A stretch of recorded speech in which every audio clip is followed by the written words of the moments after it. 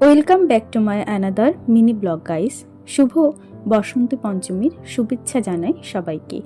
এই বসন্ত পঞ্চমী বা সরস্বতী পূজা নিয়ে তোমাদেরকে দু এক কথা বলি। বসন্ত পঞ্চমী শব্দের অর্থ যেমন শীত স্নান হয়ে যায় এবং ফুল ফুটতে শুরু করে, তেমনি বসন্ত পঞ্চমী একটি নতুন সূচনা এবং নতুন সূচনা নিয়ে আসে। সরস্বতী জ্ঞান এবং আলোকিত একটি হিন্দু দেবী। সরস্বতী সংস্কৃত শব্দ সরস থেকে এসেছে, যার অর্থ প্রবাহিত যা কিছু। শাস্ত্রীয় বিধান অনুসারে মাঘ মাসের শুক্লা পঞ্চমী তিথিতে সরস্বতী পূজা আয়োজিত হয়। এই দেবী বিষ্ণুর জীবাগ্রহ থেকে উৎপন্ন হয়েছে। ব্রহ্মা প্রথম এই দেবীকে পূজা করেন, পরে জগতে তার পূজা প্রতিষ্ঠা পায়। বাঙালির কাছে এ পূজা এক আবেগ। এই পুজো ভারতবর্ষ জুড়ে, বিশেষ করে পশ্চিমবঙ্গ, বিহার, উত্তরপ্রদেশ এবং রাজস্থানের মতো অঞ্চলগুলিতে উৎসাহের সাথে পালন করা হয়।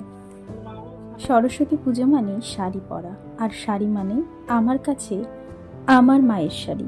এই দিনটিতে তো মায়ের শাড়ি লাগবেই। আজকে যে শাড়িটি পরেছি এটা একটা জামদানি শাড়ি, অবশ্যই মায়ের শাড়ি। আমার অবশ্য এইরকম হালকা শাড়ি পছন্দ, তাই মায়ের কাছ থেকে ধার করে পরেছি।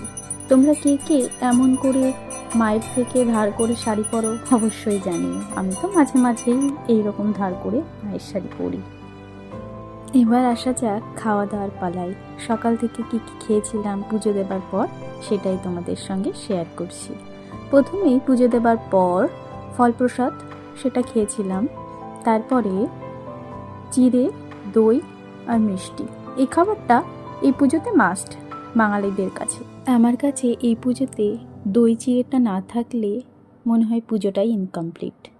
তোমাদের সঙ্গে কার কার এই ব্যাপারটা মিলল আমার সাথে অবশ্যই কমেন্ট করে জানিও।